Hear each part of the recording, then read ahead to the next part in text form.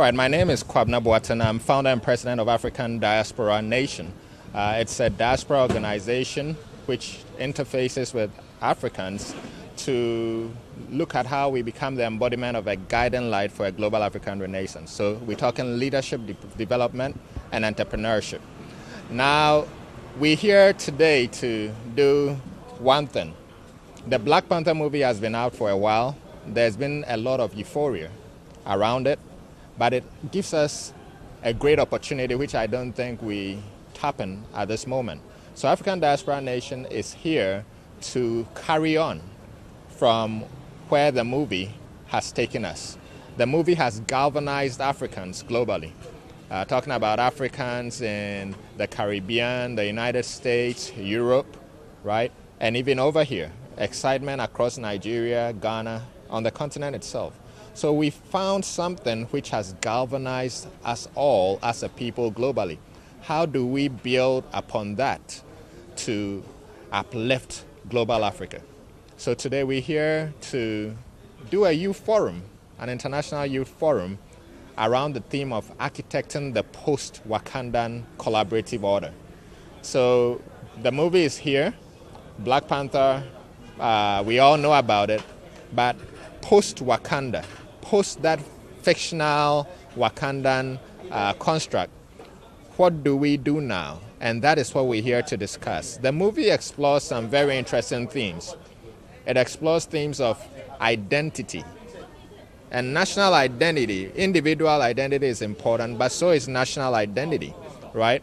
So we're going to explore those themes over here. What does it mean that we are Ghanaians? What does it mean that someone is Nigerian? What does it mean that we are African? What does it mean to Africa that I, as an individual, I exist? What does it mean to Ghana that it explores the themes of isolation or being self-transcendent? And here in Ghana, we have a great example of someone who was self-transcendent, and that was manifest in his words. When at our independence, Kwame Nkrumah said that the independence of Ghana is meaningless unless it is linked with the total liberation of the African continent. That was a self-transcendent choice of words, right? He said, we don't consider ourselves liberated until all of Africa is liberated. And usually leaders who have attained the highest level of human development speak in those terms. Now we also look at the context, as we talk about architecting the post-Wakandan collaborative order.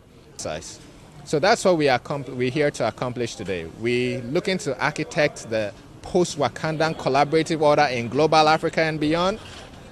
We're going to envisage together where we want to be as a people and what role we want to take on as youth across global Africa. Then we're going to look at where we are today. We're going to make some commitments to the vision, and we're going to talk about how do we go from here to there. The entire movie, we see unique creative expressions from different parts of the global African diaspora, different parts of Africa. We see Adinkra symbols from Africa featured within the movie. We see the symbol of interdependence, right? We see the symbol of charisma, leadership, and service on the throne of the Black Panther at the end of the movie, right? We reinterrogate those themes. Those themes were used in the movie.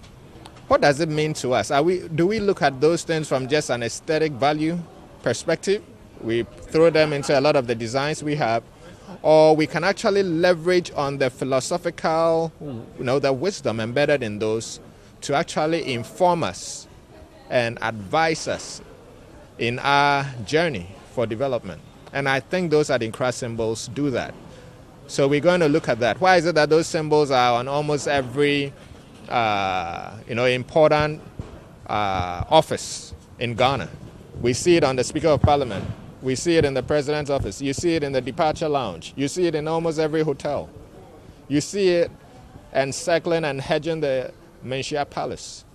Is there more to these symbols than we know? Could there be our own vibranium, right? Vibranium is not necessarily something physical, but it's something which helps you to build a solid foundation for your development, right?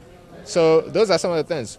The Nigerians probably see things from a different perspective. They may not see Adinkra symbols. They are seeing other creative symbols from their perspective. So there are a lot of hidden layers in that movie which needs to be unpacked and which needs to be interpreted and contextualized according to our own individual truths, right? So yes, definitely the arts. Also think about the fact that out of nothing, out of someone's creative imagination, as at last check, the movie had grossed more than $1 billion globally. Just out of someone's creative, work. So it shows us that someone in Ghana can come up with that creative output, which can actually heavily impact the economic development of this country. So each of us as individuals has a huge economy that we can manifest if we become confident in who we are and why we're here, and then actually get about the business of actually expressing that in our own various unique ways, right? So once we start seeing things from that angle, one individual produces something, then it creates a whole industry, which is more than $1 billion. Then we'll start saying, hey, that person could be you. It could be me, right? And if we didn't accord each other a basic and fundamental respect based on our dignity, which is unassailable, then at least we can say, oh, we have challenges over here. The solution to some of our biggest challenges may lie in this person, And the creative arts are crucial because for us to leapfrog, we need a different paradigm of thought, a different mindset. I mean, we've been frustrated with a lot of things which happen in this country, but we cannot rise above the status quo in our culture. If we want to elevate ourselves, we need to evolve our culture, all right? And evolving culture, evolving mindsets requires a lot of,